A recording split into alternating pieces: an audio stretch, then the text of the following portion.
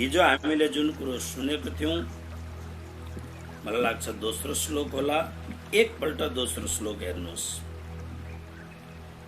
न यम सन्न्यासमिति प्राहुर योगम तम विद्धि पांडव, न हि असन्न्यस्त संकल्पो योगी भवति कश्चन।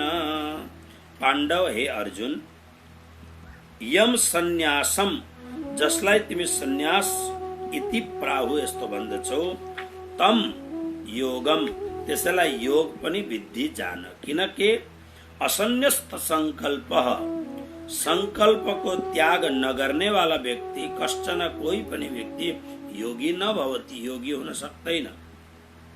त्यसकारणले संकल्पको त्याग गर्ने व्यक्ति मात्र योगी हुन्छ। चौथो श्लोकमा यसको अलिकति व्याख्या गरौँला। अब आउनुहोस् तेस्रो श्लोक। के भन्दै हुनुहुन्छ प्रभुले भन्दा, यहाँनिर योगी र सन्यासी यो अलग अलग कुरो होइन, यो एउटै कुरो हो। व्यवहारमा हामी के हेर्दछौँ भन्दा, व्यवहारमा हामी देख्दछौँ, व्यवहारमा हामी रातो लुगा लगाएको अथवा यस्तो खालको एउटा मान्छेलाई ओहो यो त सन्यासी आउनु भएछ भन्छौँ, गुड, राम्रो कुरो, भेषले पनि परिचय हुन्छ।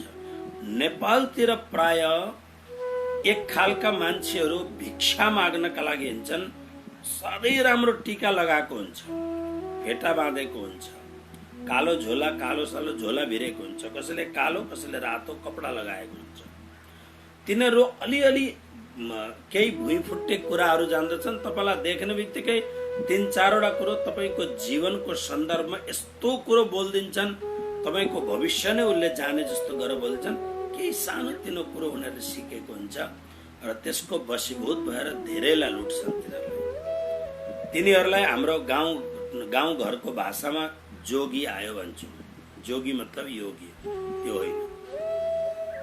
भगवान श्री कृष्णको सन्दर्भमा योगी अलग हो। सन्यासी र योगी एउटै कुरो, फरक मात्र यो छ कि अलिअलि त्यसका व्याख्या फरक छन्, तर व्याख्या भएर मूल वस्तु अगाडि गएर प्राप्तव्य जुन वस्तु छ त्यो एउटै छ। आउनुहोस् अब यो तेस्रो जुन श्लोक छ, कर्मयोगको साधना कसरी गर्ने, पुनः मूल बात त कर्मयोगमै आउँछ। त्यसकारणले तेस्रो श्लोकको उच्चारण गरौं। आरुरुक्षर मुनिर्योगं कर्म कारणमुच्यते, योगारूढस्य तस्यैव समः कारणमुच्यते। आरुरुक्षो मुनेः योगं कर्म कारणम् उच्यते, योगारूढस्य तस्य एव समः कारणम् उच्यते। आरुरुक्षो मुनेः योगम, योगम जो कर्म योगमा अथवा समताको योगमा, आरुरुक्षो समताको योगमा अथवा कर्म निष्काम कर्मको योगमा जो आरूढ हुन चाहन्छ, माने योग रूपी दिव्य सिंहासनमा जो चढ्न चाहन्छ, पुग्न चाहन्छ, यस्ता खालको मुने है। मुनि शब्द जुन छ, यी सबै शब्दका दिव्य अर्थहरू छन्। हामी भन्छौँ नि मुनि, आजकल मुनि शब्द जैन परम्परामा धेर उपयोग हुन्छ। मुनि शब्द भयो, मनीषी शब्द भयो, विद्वान भयो, यी सबका आफ्ना आफ्ना पण्डित शब्दको व्याख्या मैले गरेको छु। हैन, जसरी पण्डित, पण्डितको अर्थ के हो भन्दा पण्डा अस्ति यस्य स पण्डितः। पण्डा निरक्षर विवेकिनी बुद्धि पण्डा, दूध र पानीलाई अलग अलग गर्ने, सत र असतलाई, माया र परमात्मालाई अलग अलग गर्ने जुन प्रतिभा हो, जुन बुद्धि हो, त्यसको नाम पण्डा हो। पण्डा नाम गरेको बुद्धि जसमा छ त्यसको नाम पण्डित। मुनि के हो? मुनयः तत्त्वगन्तारः। मुनिको अर्थ हो जो मननशील छ, जो मनन गर्दछ। मनन के हो? शिव पुराणमा परमात्मालाई पाउने 13वटा मुख्य साधनहरू छन्। मुख्य साधनहरू, यो मुख्य साधनमा छ कीर्तन, श्रवण अनि मनन।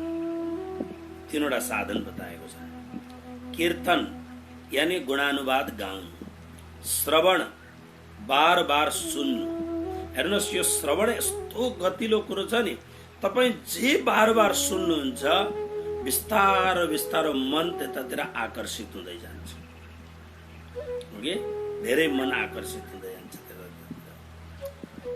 संसारका, त्यसकारणले श्रीमद् भागवतमा एउटा शब्द छ, हाम्रो कल्पना बरालजी नयाँ गीता को हाम्रो अभ्यासी हुनुहुन्छ,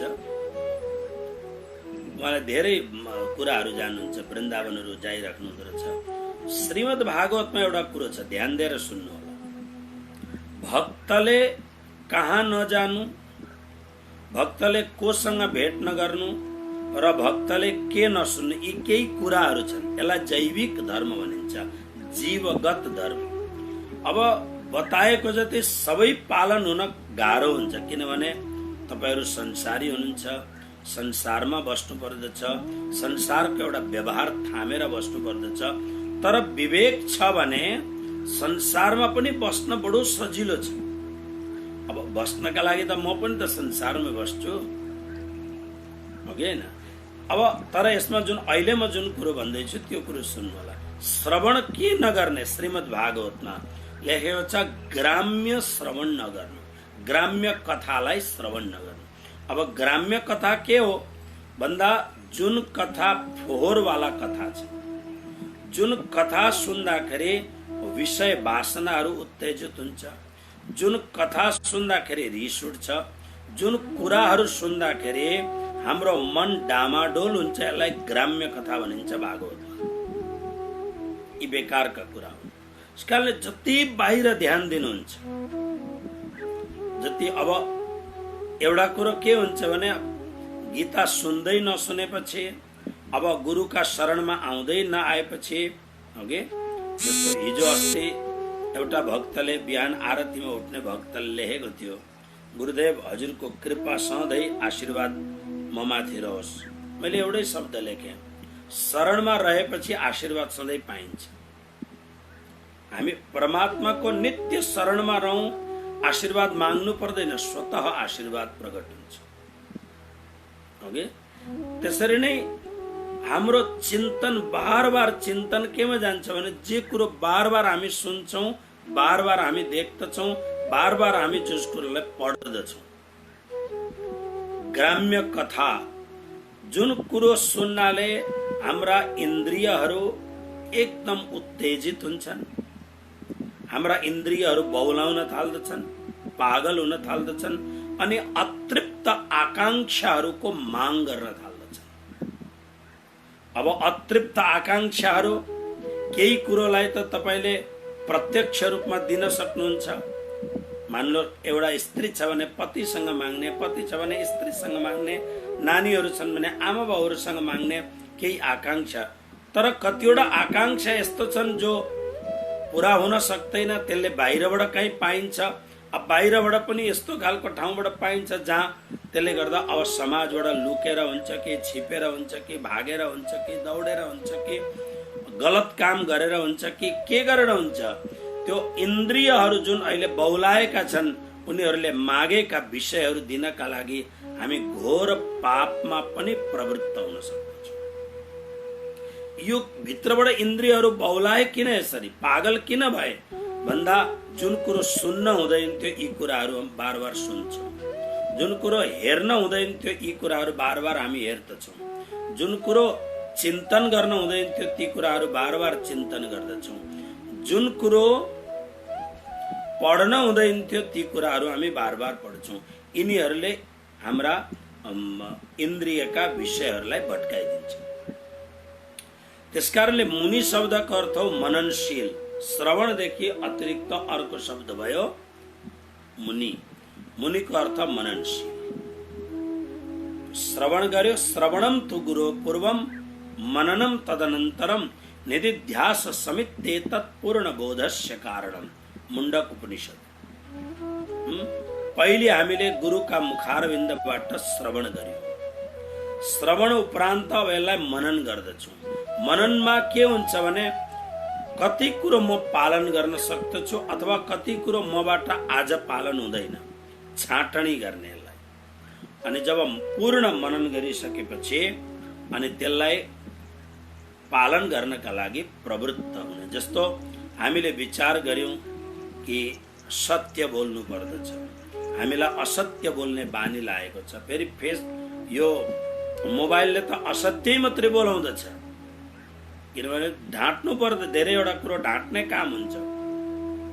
त्यसले गर्दाखेरि बस म आइपुगिहालेँ, बाटोमा एकदम भिड थियो, त्यसले गर्दा अप्ठ्यारो भयो, म आइपुगिहालेँ। हर पाइला पाइलामा झुट बोलाउँदछ मोबाइलले। कोसिस गर्ने, जब हामी बार बार सुनेपछि कोसिस गर्ने कि आज म कम्ती भन्दा कम्ती झुट बोल्छु। भोलि तटस्थ भएर, जागरुक भएर, अवेरनेस भएर, जब हामी 24 घण्टा आफूलाई अवेरनेसमा, एउटा जागरुकतामा जीवनको साइकल हामी गर्न थाल्छौँ अनि त्यहाँबाट हामीलाई होस आउन थाल्छ। नै यहाँसम्म आयो कुरो बोल्ने, ढाँट्ने कुरो, तर बाहिर निस्किँदैन। मैले यो कुरो गर्न हुँदैन, यो कुरो बोल्न हुँदैन। ओके, बार बार यो मननशील भयो। अब निदिध्यास भनेको त परिपक्व भएर लाग्नु। यस कारणले मुनि शब्दको अर्थ हो जो अत्यन्त मननशील छ। कुनै पनि कुरो उसले सुनेपछि मननशील गर्ने। तपाईहरु गृहस्थीहरूले त जस्तो छिमेकीले अथवा कोही साथीले कसैले फोन गर्यो, हैन तैले सुनिस् यस्तो कुरो यस्तो रहेछ नि भन्न केही पोल जोस, केही निन्दा, केही अरूको कुराहरू पोल जोस इत्यादि कुरो गरे, सुन्यो, फोन बज्यो, घन्टी बज्यो, सुन्नै पर्यो, सुन्यो। सुनेपछि त्यसलाई निकाल्ने होइन। अब यो विष शिवजीले जस्तो भित्रै पचाउने हो अथवा त यसलाई शेयरिङ गर्ने हो। जब हामी विवेकपूर्वक सावधान भएपछि यी सब कुराहरूमा हामी मुनि, त्यसको नाम हो मुनि, मनन गर्ने व्यक्ति। निरन्तर मनन गर्नुपर्छ, यसलाई मुनि भनिन्छ। योगको दिव्य ऊंचाइमा आरूढ छ भने आरूढ हुने इच्छा गर्ने व्यक्ति, इच्छा गर्ने मुनि, मननशील जो योगी छ उसका लागि कर्म कारणम उच्यते। कर्म भनेको कर्तव्य कर्म नै कारण हुनेछ। के कारण हुनेछ भन्दा योगमा आरूढ हुने कारण हुनेछ। हामी के गर्दा चाहिँ योगको सिंहासनमा पुग्न सक्छौं, योगको उच्च पदमा आरूढ हुन सक्छौं। कृष्ण भन्नुहुन्छ योगमा आरूढ हुन चाहने मुनिको कर्तव्य कर्म कारण हुनेछ। कर्तव्य कर्म यानी कर्म योग, निष्काम कर्म योग, जुन पहिलेको हामीले सुन्यौं नि, सर्व संकल्प सन्यासी। अनि अब यो के हुन्छ, तस्य त्यो व्यक्तिको योग, तस्य योगारूढस्य, त्यो साधक, त्यो योगमा आरूढ हुने जुन मुनिको समह शान्ति एव, शान्ति नै कारणम उच्यते, कारण मानिन्छ। अब अलिकति ध्यान दिएर हेर्नुहोस्। फेरि योग हेर्नुहोस्, हामी सबै शान्ति चाहन्छौँ, तपाईँ पनि म पनि सबै हामी शान्ति चाहन्छौँ। शान्ति बजारमा पाइँदैन। म विश्वका धेरै मुलुकमा गएँ, गोजीमा डलर बोकेर मलमा जाँदा शान्ति कहीँ पनि किन्न पाइँदैन। ओके, शान्ति त आफैले भित्रबाट उत्पन्न गराउनु पर्दछ। त्यसले गर्दाखेरि मैले यहाँसम्म देखेर छु, एउटा सामान्य भन्दा सामान्य, जसले बिहान खाएर बेलुका खानका लागि घोर मेहनत गर्नु पर्दछ, उनीहरूको जीवनमा पनि अपार शान्ति मैले देखिरहेछु। बिहान उठेर मजाले सेवा पूजा गर्दछन्, माला जप गर्दछन्, अनि आफ्नो ज्यामी काम, आफ्नो कर्म जुन लेबर वर्क छ त्यसमा लाग्दछन्, जी जान लगाएर लेबरिङ गर्दछन्, अलिकति पैसा खान्छन्, पिउँछन्, आनन्द गर्छन्। मैले यस्ता खालका व्यक्तिहरू पनि देखिरहेको छु जसका पासमा अपरम्पार कुनै कुरोको कमी छैन, उसका जीवनमा शान्ति नै छैन। यो कुरो केवल गृहस्थहरूलाई मात्रै लागू हुँदैन नि, यो कुरो साधुहरूलाई पनि लागू हुन्छ। त्यसकारणले प्राणनाथजीले भन्नुभयो, एक आग ज्यों छोटी बुझाई त्यों दूजी मोटी लगाई, बन्द पर बन्द जाए विध विध के सो खोली किन हुन जाए।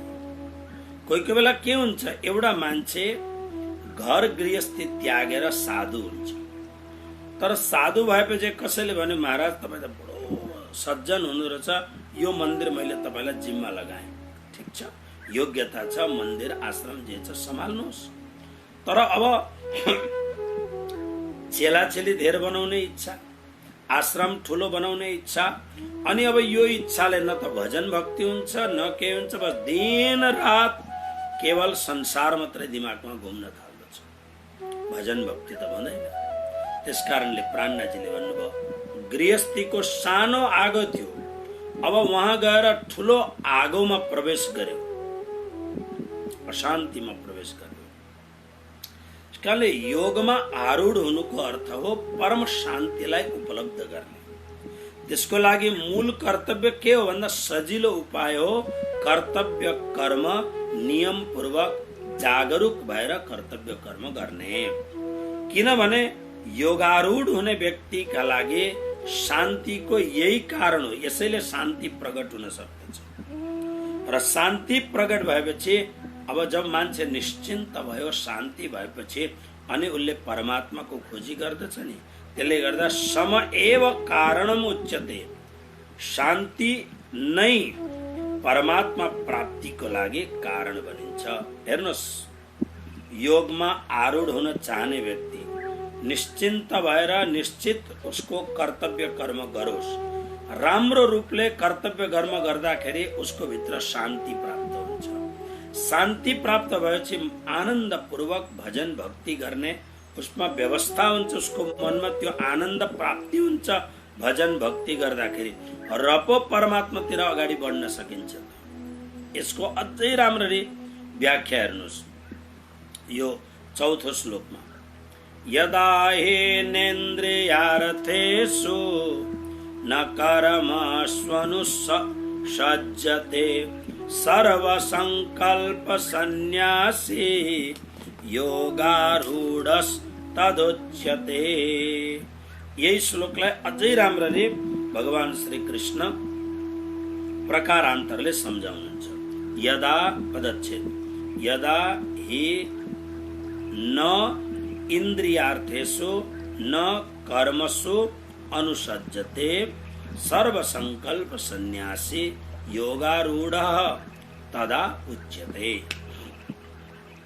यदा जब, जुन समयमा, न इन्द्रियार्थेषु, न त इन्द्रियका अर्थहरूमा, इन्द्रियको अर्थ भनेको भोग, इन्द्रियलाई प्राप्त भएका भोगहरूमा, अथवा न त कर्मसु कर्ममा ही नै, कर्ममा नै अनुसज्जते आसक्त हुन्छ, तदा त्यतिखेर त्यो परिस्थितिमा त्यो अवस्थामा सर्वसंकल्प सन्यासी, सम्पूर्ण संकल्पलाई पूर्ण परित्याग गर्ने जुन साधक हो त्यो योगारूढ उच्यते।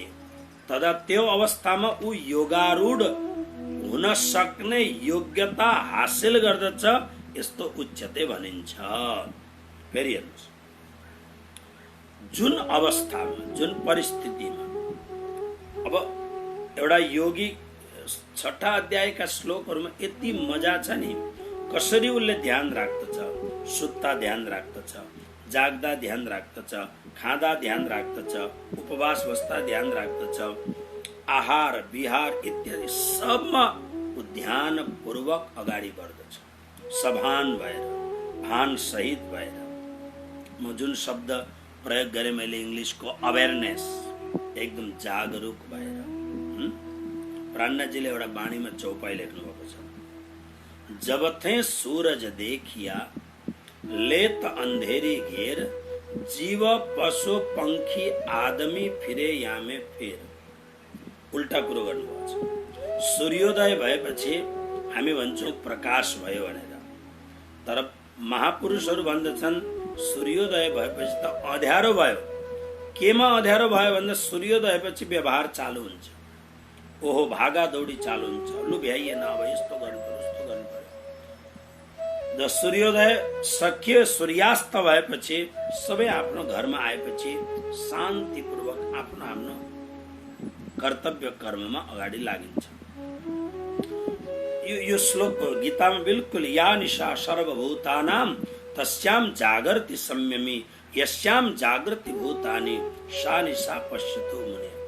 सारा संसार जसलाई उज्यालो भन्दछ, दिन उत्पन्न भयो भन्छ, साधकहरूको लागि त्यो अँध्यारो हो।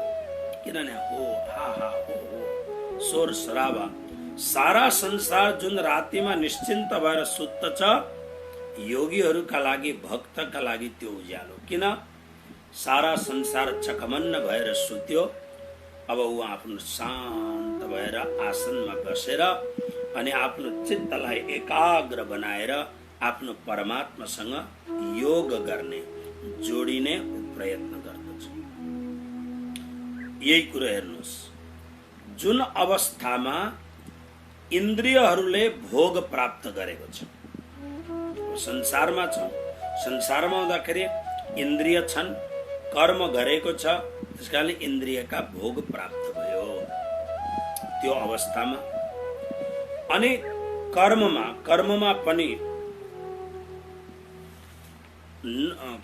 पनि अनुसज्जते आसक्त हुन्छ। न त कर्ममा नै आसक्त हुन्छ, न त इन्द्रियका भोगहरूमा नै आसक्त हुन्छ। यस्तो खालको सर्व संकल्प सन्यासी, सम्पूर्ण संकल्पहरूको जो सन्यासी छ, सम्पूर्ण संकल्पहरूलाई जसले त्याग गरेको छ, त्यसैलाई त्यही मात्र योगारूढ अवस्थामा पुगेको मानिन्छ। संकल्प के हो हेर्नुहोस्, संकल्प केलाई भनिन्छ ध्यान दिएर सुन्नु होला। मनमा जुन स्फुरणाहरू प्रकट हुन्छन्, मनमा त मन त खाली बस्दैन नि त।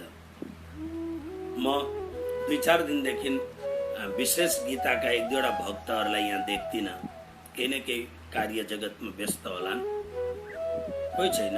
यो त गङ्गाको प्रवाह हो। जो व्यक्ति प्यासा छ उसले अवश्य अमृत प्राप्त गर्दछ। हेर्नुहोस्, संकल्प के हो राम्ररी बुझ्नुहोस्। कतिवटा कुरो के हुन्छ भने एकपल्ट बोलिन्छ फेरि नदोहोरिन सक्दछ। त्यसकारणले डे टु डे को जुन अभ्यासलाई अगाडि बढाउने। हेर्नुहोस्, संकल्प मनमा जुन स्फुरणाहरू पैदा हुन्छन्, मनमा जुन अनेक प्रकारका कुराहरू पैदा हुन्छन्, अनेक कुराहरू याद आउन थाल्दछन्, अनि ती कुराहरूमा मन संलग्न हुन्छ, मन त्यहाँ गएर, अनि ती स्फुरणाहरू, ती कुराहरू प्रिय हुन्छन्, अप्रिय हुन्छन्, हैन? मनमा जुन खालका कुराहरूको स्फुरणा हुन्छ, जुन खालका कुराहरूको मनमा संकल्प विकल्पहरू उत्पन्न हुन्छ, अनि ती कुराहरूमा कुनै कुरा हामीलाई मन पर्ने कुरा हुन्छन्, कुनै कुरा मन नपर्ने कुराहरू हुन्छन्। बस यी कुराहरूमा, यी स्फुरणाहरूमा यो उत्पन्न भएका जुन यी अनेक प्रकारका भित्र जुन उब्जिरहेका छन्, यिनीहरूलाई संकल्प भनिन्छ। संकल्पका अरू पनि अर्थ छन्, जस्तो वेदमा छ तन्मे मनः शिव संकल्पमस्तु। त्यहाँ संकल्पको अर्थ अर्को लगाउनु पर्छ। यहाँ भगवान श्री कृष्ण भन्नुहुन्छ कि मनले चाहेका अनेक प्रकारका वासनाहरूलाई पूरा गर्नका लागि मनमा जुन स्फुरणा पैदा हुन्छ, त्यसलाई संकल्प भनेको छ। योगारूढ हुने व्यक्तिले सबैभन्दा पहिलो काम के गर्नु पर्दछ? सर्व संकल्प सन्यासी। संकल्पहरू कर्मको परित्याग गर्ने होइन, तर संकल्पको जसले परित्याग गर्दछ योगारूढ उसलाई भनिन्छ। ऊ योगारूढ गर्न सक्ने क्षमता उसले प्राप्त गर्दछ। योगमा, योग भन्नाले जस्तो हामी बिहान जुन योग गर्छौं नि, बिहान योग गर्दा पनि बेलुका टन्न भात, थुप्रो भात साथ खाएर चाहिँ अनेक पेटमा हालेर अनि बिहान तपाईँ योग गर्न खोज्नुहोस्, योग हुँदैन बिहान। योगको नकल हुन्छ तर योग हुँदैन। त्यस कारणले प्राय राम्रो योग गर्ने व्यक्तिहरू बेलुका हल्का खान्छ। खिचडी भयो, दलिया भयो, रोटी भयो, अलिकति कम हल्का, ताकि बिहान उठेपछि पेट साफ होस् अनि त्यहाँबाट बिहानको प्रक्रियाहरू सबै होस्। ओके, यो एउटा योग भयो। तर यसरी नै आफूले आफूसँग जोडिनु, परमात्माको प्राप्ति गर्ने यो जुन योग हो, यो योगमा आरूढ हुनका लागि, यो योगमा बस्नका लागि, यो योगको सिंहासनमा पुग्नको लागि सबैभन्दा पहिलो शर्त यहाँ भगवानले चौथो श्लोकमा राख्नुभयो। इन्द्रियका भोगमा पनि आसक्त नहुने र कर्म गर्दाखेरि कर्मको फलमा पनि आसक्त नहुने र सम्पूर्ण भित्रबाट उठ्दै गरेका अनन्त जुन संकल्प र विकल्पहरू छन्, ती संकल्प र विकल्पहरूलाई पनि परित्याग गर्ने यस्ता साधकलाई योगारूढ अवस्थामा मानिन्छ। हेर्नुहोस्, अब योगारूढ अवस्थालाई प्राप्त गर्नका लागि अर्को पनि एउटा श्री कृष्ण उपाय बताउँदै हुनुहुन्छ। विश्वविख्यात यो श्लोक हो, यसलाई पढौँ हामी। 5वां श्लोक। उद्धरेदात्मनात्मानं नात्मानमवसादयेत् आत्मैव ह्यात्मनो बन्धु रात्मैव रिपुरात्मना। यो श्लोक प्रसिद्ध श्लोक हो। हामी त प्रवचनमा प्राय यो श्लोक आउँदछ। बहुत सुन्दर श्लोक छ। उद्धरेदात्मनात्मानं,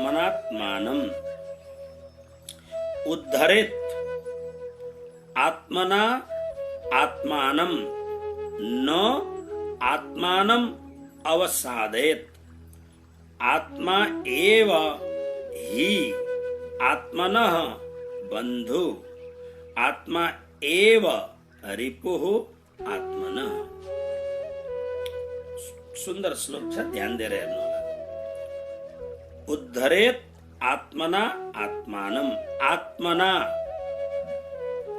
आफ्नो, आफूद्वारा, आत्मानं आफूलाई, उद्धरेत उद्धार गरोस्। यो श्लोक ध्यान दिएर बुझ्नु होला। यहाँ आत्मा शब्द धेरैपल्ट प्रयोग गरिएको छ।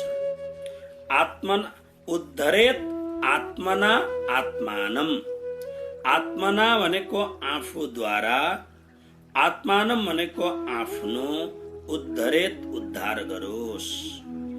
न आत्मानं अवसादयेत्, आत्मानं आफूलाई, न अवसादयेत् पतित नबनाओस्, आफ्नो पतन नगरोस्। अब आयो आत्मा एव हि, हि माने किनकि आत्मा एव, मनुष्य आफै नै, आत्मनः बन्धु, आत्मना एव बन्धु, मनुष्य आफै नै आफ्नो बन्धु हो। बन्धु माने मित्र हो। र आत्मा आत्मनः रिपु, मनुष्य आफै आफ्नो शत्रु पनि हो। बडा सुन्दर र जीवनलाई अत्यन्त काम लाग्ने, काम त सबै श्लोक लाग्छन्, तर यो श्लोक अत्यन्त महिमापूर्ण महत्त्वपूर्ण श्लोक छ। ध्यान दिएर हेर्नु। फेरि के भन्नुहुन्छ श्री कृष्ण? मनुष्यले आफूले नै आफ्नो उद्धार गरोस्, आफूले आफ्नो पतन नगराओस्। यसको अर्थ के भयो भने हाम्रो जीवनमा केही पनि गडबडी भयो भने हामी दोष लगाउँछौँ। जस्तो एउटा विद्यार्थीले राम्रो पढ्न पाएन भने उसले भन्छ घरमा वातावरण ठिक थिएन, बाउ पढालेखा थिएनन्, आमा पढालेखा थिएनन्, स्थिति राम्रो थिएन, ओके, त्यसकारणले मैले पढ्न पाइनँ, घरको दोष लगाउँदछ। ओके, स्कुलमा गएपछि पनि पढेन, के गर्नु, पढ्न त पढ्नु थियो तर मास्टरहरू नै राम्रा थिएन। अब जतिखेर घोर पुरुषार्थ गरेर शरीरलाई एकदम घसाएर कर्मठ बनिएर पैसा कमाउने बेलामा अनेक प्रकारका तास, जुवा, रक्सी, जाँड रक्सी, नराम्रो संगतमा फसेर जीवन जवानी त्यसै बर्बाद पारिदियो। अनि पछि गएर जब उसँगका साथीहरू राम्रा राम्रा पैसावाला भएर जब कुरो हुँदाखेरि अनि के भन्छ, के गर्नु, मैले त अवसरै प्राप्त गरिन। आज बिहान मात्रै, बिहान म लगभग 1-1.5 घण्टा मन्दिरमा बसेर पारायण पढ्दछु। त्यतिखेर सबै भक्तहरू, बिहान दर्शन गर्न आउने भक्तहरू प्राय सबैले आएर भेट गरेर दर्शन गरेर जान्छ। अनि आज कुरो भयो, एउटा मान्छे एकदम सामान्य मान्छे र यहाँ हाम्रो पासमा एउटा करोडाधिपति एउटा व्यक्ति छ। मलाई त्यो कुरोमा कुरो निस्कियो, एउटा मान्छे आएर दर्शन गर्यो, गुरुजी म त्यहाँ ड्राइभिङ गर्छु भन्ने ओहो।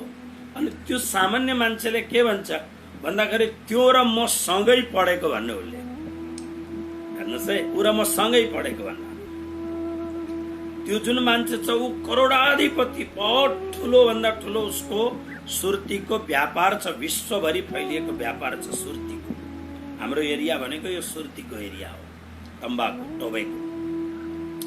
अनि त्यो जुन मान्छे चाहिँ एकदम साधारण मान्छे छ, तर 8वीं क्लास पढ्दाखेरि क्लास नम्बर 8मा उनीहरू दुईजना एउटै बेन्चमा बसेर पढेका।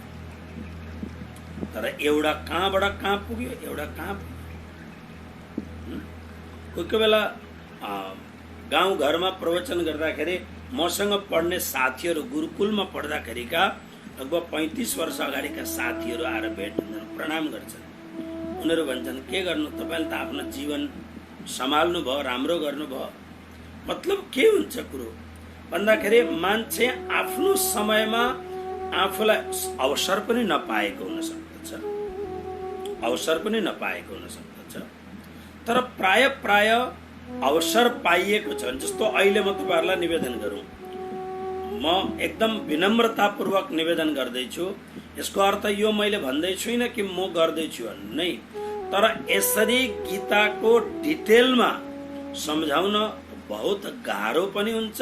पहिले त संस्कृत जानु पर्यो, संस्कृतको साहित्य र व्याकरणको अलिकति दक्ष हुनु पर्यो, अनि त्यहाँबाट गीता पनि गुरुको मुखारबिन्दुद्वारा पढेको हुनु पर्यो र मात्रै गीताको।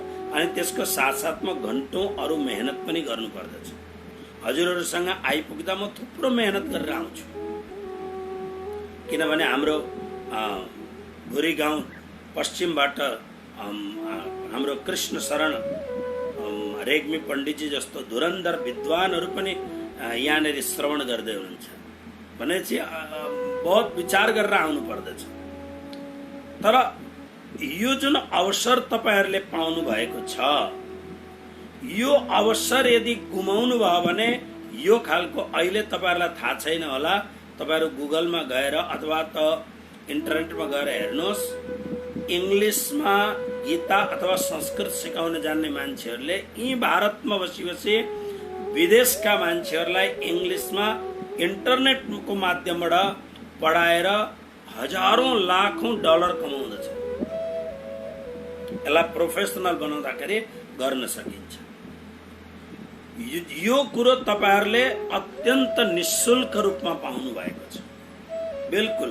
अनि यसमा त म यदि तपाईहरूसँग थिएँ भने त पूर्णाहुति गर्दा दक्षिणा पनि अलिकति लिने थिएँ। अब सोसियल डिस्टेन्सले गर्दा यो पनि हुँदैन। मतलब एउटा विचार गर्नु, अतिशय निशुल्क अवस्थामा तपाईहरूले भगवत गीताको डिटेलको ज्ञान श्रवण गर्दै हुनुहुन्छ। तर अब यो अवसरलाई अब सौदा लिन जानु पर्यो, फलानु गर्न जानु पर्यो, त्यही बेलामा यस्तो भयो उस्तो भयो भने तपाईहरू अनेक प्रकारका, किनभने राम्रो काम गर्न थालेपछि विघ्नता आउँछै आउँछ। जब तपाईँ राम्रो काम गर्न थाल्नुहुन्छ त्यतिखेर अनेक झन्झटहरू आउँछन्। त्यो झन्झटहरूलाई पन्छाएर जो व्यक्ति अगाडि बढ्दछ त्यही पुरुषार्थी हो। त्यसकारणले अवसर पाएको बेलामा जसले पुरुषार्थ गर्दैन ऊ शत्रु हो। कृष्ण यो श्लोकमा भन्नुहुन्छ, अर्जुन आफूले आफूलाई उद्धार गर, आफूले आफूलाई पतन नगराऊ, किनभने आफू नै आफ्नो बन्धु यानी मित्र हौ। आफू नै आफ्नो शत्रु हौ।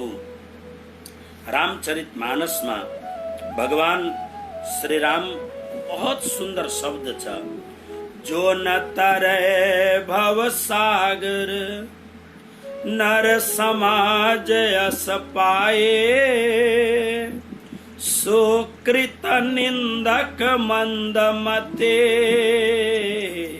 आत्महनन गति जाए। उत्तरकांड को 44वां दोहा। भगवान राम अब संसार छोड्ने बेला भएको छ। सरयू गंगाको तटमा आँपको बगैँचामा महाराज भरतजीले आफ्नो दुपट्टा ओछ्याइदिनु भएको छ, गम्छा, त्यसमाथि बसेर राम भगवान आफ्ना अयोध्यावासीहरूलाई उपदेश दिँदै हुनुहुन्छ। यो उपदेशको सारांश हो, जुन उपदेशमा बडे भाग मानुष तन पावा सुर दुर्लभ सद सब ग्रंथ गावा, साधन धाम मोक्ष कर द्वारा पाई न जही परलोक समारा, सो परत्र दुख पाव ईश्वर धुनि धुनि पछताए, कालै कर्मै ईश्वरै मिथ्या दोष लगाई इत्यादि चौपाईहरू यसमा छ। यही चौपाई हो।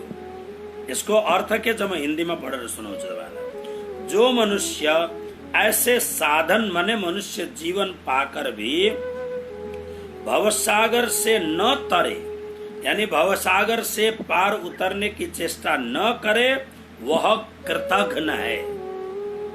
कृतघ्न भनेको बुझ्नुभयो नि?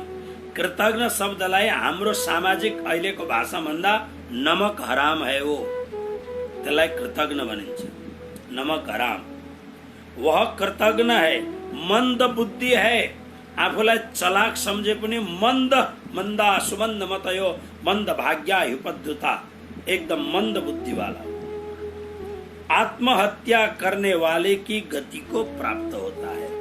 आत्महत्या जसले, जस्तो हिजो अस्ति सुशान्त सिंह ठाकुरले आत्महत्या गरे नि, आत्महत्या गर्नेको सीधा नरकमा जान्छ भनेर शास्त्रमा लेखेको छ। त आत्महत्या गर्नेलाई जुन गति प्राप्त हुन्छ, अगति प्राप्त हुन्छ, अधोगति प्राप्त हुन्छ, पतन हुन्छ, त्यही गति मनुष्य जीवन पाएर भगवत भक्ति को आश्रय नलिने व्यक्ति को त्यही गति हुन्छ। यो श्लोक मेरो आग्रह छ, तपाईहरु यो श्लोक 10 पल्ट पढ्नुलाई याद हुन्छ तपाईहरुलाई। यो म त लगभग 8 या 9 वर्षको उमेरमा त्यतिखेर याद गरेको श्लोक हो। उद्धरेदात्मनात्मानं नात्मानम् अवसादेत आत्मैव यात्मनो बन्धुरात्मैव रिपुरात्मन। यसदेखि अर्को श्लोक छ, बन्धुरात्मात्मनात्मान बन्धुरात्मात्मनस्तस्य एनात्मैवात्मनाजित अनात्मनस्तु शत्रुत्वे वर्तेतात्मैव शत्रुवत्। त्यसकारणले आफ्नो उद्धार आफैले गरोस्, अर्काले उद्धार गर्दिदैन। अब जस्तो तपाईले भात पकाउनुहुन्छ, 4 जनाले खान्छन्, गुड, राम्रो कुरो। एउटा श्रीमानले कमाएर ल्याउनुहुन्छ, श्रीमती घरमा आरामले बसेकी छिन्। अब श्रीमतीले यसो अलिकति घुर्की लगाएपछि राम्रो मोबाइल ल्याइदिएकै छ, अनि दिनभरि बसेर त्यसमा टिकटक बनाएको छ, उता फेसबुक चलाएको छ, नयाँ नयाँ फोटो खिचेर एकदम पोस्ट गरेको छ, राम्रो गरेको छ, सब राम्रो छ, किनभने श्रीमान कमाइरहेको छ। ओके, त्यो सब ठीक छ, तर पुण्य कमाउनका लागि, धर्म कमाउनका लागि मैले रत्नाकर डाकोको उदाहरण दिएको थिएँ। जसले कमाउँदछ उसले पाउँदछ। यो यस्तो भक्ति कमाउनका लागि, पुण्य कमाउनका लागि, धर्म कमाउनका लागि यो अर्काले कमाएर हुँदैन, आफैले कमाउ। भगवत गीता तपाईले सुन्नुभयो भने तपाईले पुरा परिवारमा यसलाई गर्न अगाडि बढाउन सक्नुहुन्छ। सुन्नु पर्छ, यसलाई घोक्नु पर्छ, यसलाई बार बार ध्यान दिनु पर्दछ। फेरि एकपल्ट यो श्लोकलाई श्रवण गर्नुहोस्। हे अर्जुन, तिमीले आफ्नो उद्धार आफूले गर्नु पर्दछ। तिमीले आफूलाई पतन नगराऊ, किनभने मनुष्य आफ्नै आफ्नो मित्र पनि हो अनि आफ्नै आफ्नो शत्रु पनि हो। 6औं श्लोक पनि बिल्कुल त्यस्तै श्लोक छ, सकौं यसलाई। बन्धुरात्मात्मनस्तस्य येनात्मैवात्मना जितः अनात्मनस्तु शत्रुत्वे वर्तेतात्मैव शत्रुवत्। यो सब श्लोक के छ भने योगारूढ योगमा आरूढ हुने व्यक्तिले के गर्नुपर्छ भने सजग हुनु पर्दछ। एकदम आफूले आफ्नो उद्धार गर्नका लागि, आफूले आफ्नो जीवन राम्रो बनाउनका लागि। अब एउटा कुरो विचार गर्नुहोस्, सधैँ योग प्राणायाम इत्यादि गर्यो भने पो मान्छे स्वस्थ रहन्छ। तर होइन अहिले अब नगर्ने भइराकोस् भन्न गर्यो भने अब अर्काले योग गरिदिएर हामीलाई पुग्छ। अनि हामी चाहिँ खाएर मस्त चिया पनि खाएको छ, नास्ता पनि गरेको छ, भात पनि यति यति एकदम मजाले खाएको छ, अनि आफ्नो चाहिँ शरीर ड्यामडुम बढाएर एकदम। त्यस कारणले आफू बिहान उठेर आफ्नो शरीरलाई आफूले घच्याडिकन आफूले लगाउनु पर्दछ शरीरलाई, र पो ऊ सामान्य योगी हुन्छ। त्यसरी नै प्रातःकाल चाँडो उठेर नानीहरू, घरका श्रीमानहरू उठ्नुभन्दा पहिले चाँडो उठेर स्नान इत्यादिबाट निवृत्त भएर अनि शान्त भएर 15-20 मिनट आधा घण्टा भगवत गीताको अध्ययन गर्ने, ध्यान गर्ने, गुरुदेवले दिनुभएको दिव्य मन्त्रको जाप गर्ने, एकाग्र भएर। एकदम हतारमा त केही पनि हुँदैन नि त। त्यस कारणले यो श्लोक हेर्नुहोस्, बन्धुः आत्मना बन्धु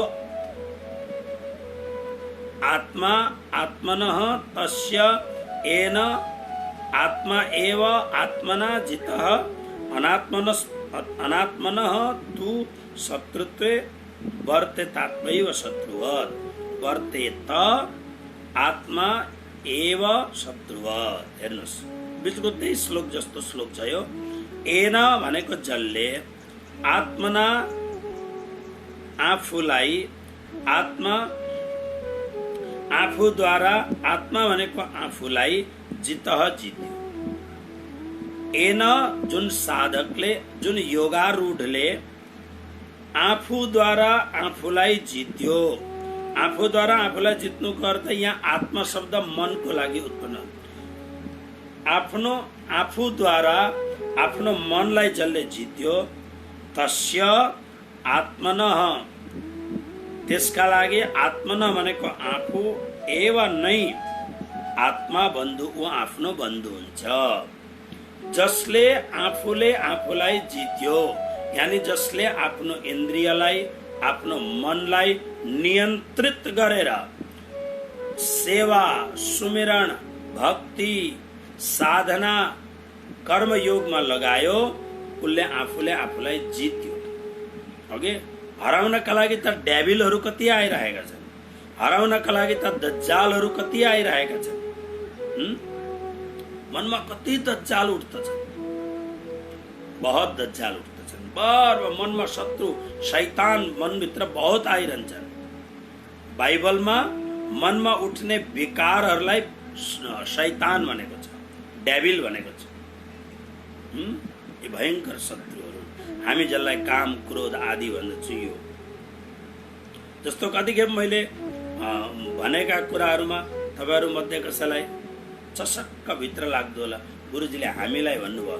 कोही कोही बेला मलाई याद छ भने भन्छु पनि, तर मैले भन्नुको अर्थ के छ, म कसैलाई दुःख दिन भन्दिनँ। किन हाम्रो सद्गुरुले भन्नुभएको छ, दुःख न देऊ फूल पाखडी देखौं शीतल नयन। हाम्रो सद्गुरु भन्नुहुन्छ वाणीमा कि जसलाई म अत्यन्त प्यारो गर्दछु, उसलाई त म गुलाबको फूलको पाखडी भनेको गुलाबको फूलको एउटा पत्ताले पनि म हिर्काउँदिनँ। दुःख नदेऊ फूल पाखडी, किन म बहुत प्रेम गर्दछु, यसकारणले म उसलाई एउटा फूलको पत्ताले पनि हिर्काउँदिनँ। सद्गुरु भन्नुहुन्छ देखौं शीतल नयन, शीतल अत्यन्त प्रेमले उद्दीप्त भएको आँखाले म हेर्दछु, शीतल नयनले म हेर्दछु। हामी त्यो परम्पराको, हामी त्यो लेगेसीको, हामी त्यो परम्पराको हामी भक्त हौं। हाम्रा सद्गुरु त्यस्तो भन्नुहुन्छ भने कसैलाई पनि चसक्क मन घोच्ने कुरा गर्नै हुँदैन। तर कोही कोही बेला जाग्दैन भने हल्लाउनु त पऱ्यो कि परेन। सद्गुरुको कर्तव्य हो हल्लाएर, जगाएर अनि उसलाई भगवत भक्तिमा लगाउने। यहाँ कृष्ण भन्नुहुन्छ आफूले आफूलाई जित्नु मतलब के हो? फेरि मनमा लाग्दछ ओहो अस्ति गुरुजीसँग सुनेको यस्तो कुरो खान हुँदैन, मनमा संकल्प भएको छ नखाने भनेर एकदम। तर अब कसैले पार्टीमा बोलायो, घरमा कसैले बोलायो एकदम त्यही कुरो परिकार बनाएर राखेको छ। ओहो अब के गर्ने? जिब्रो त रसायो, किनभने सानोदेखि त्यसमा त्यो विषयमा मन लागेको छ। अब त्यतिखेर आफूले आफूलाई जित्न सक्छ कि सक्दैन? जस्तो म कोही बेला कसै घरमा जाँदा राम्रो भन्दा राम्रो छोले भटुरे बनाएको हुन्छ, मन पर्छ। गुरुदेव छोले भटूरे बनाया है, बहुत अच्छी बात है, लाओ। छोले दिंदाखेरि गुरुजी भूल करके छोले में थोड़ा प्याज डाल दिया, चलेगा ना? क्योंकि बहुत लोग खाते हैं। बिल्कुल नहीं चलेगा। बगैर प्याज का छोले बनाओ। अरे बगैर प्याज का छोले बनता क्यों नहीं है? देखो तो बना के। अनि भक्तहरूको घरमा जब म प्याज लसुन बगैरको भोजन बनाउन लाउँछु, कोही बेला आफै बनाउँछु, बहुत स्वाद होता है। क्यों नहीं होता है स्वाद? ये तो तुम पागल मूर्ख हो जो समझते हो कि इसके बगैर चलता ही नहीं है, होता ही नहीं है। ये तुम्हारा पागलपन है, तुम्हारी मूर्खता है। आफूले आफूलाई हरेक कुरोमा आफूले आफूलाई जित्नु। कुनै कुरो गन्दा कुरो जो म अभ्यस्त छु त्यो कुरोमा जब मैले बार बार सुने कि नै यो काम गर्नु हुँदैन, झल्यास बिउजेर त्यो काम आउँछ, बार बार मन लाग्दछ नै यो काम मैले गर्न हुँदैन, यो कुरो, यो फोरी कुरो मैले बोल्न हुँदैन, यो यतापट्टि मैले जान हुँदैन, नै मेरो समयको पनि बर्बाद हुन्छ र सबभन्दा ठुलो बर्बाद मेरो आत्माको पतन हुन्छ। के लेखेको छ 5औं श्लोकमा?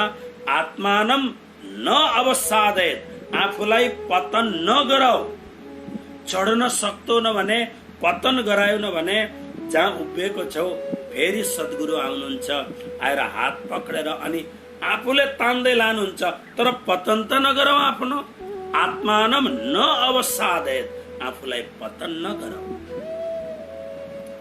त्यसकारणले यहाँ कृष्ण आफूले आफूलाई जसलाई जित्यो ऊ आफ्नो आत्मना बन्धु, त्यो आफ्नो ऊ बन्धु हो, आफ्नै ऊ आफू बन्धु हो। तो तर अनात्मनः, जसले आफूलाई जानेन, जसले आफूलाई चिन्न सकेन, जसले आफूलाई जित्न सकेन, त्यस्तो अनात्मा आत्मा एव आफू नै शत्रुवत, शत्रु झैं भएर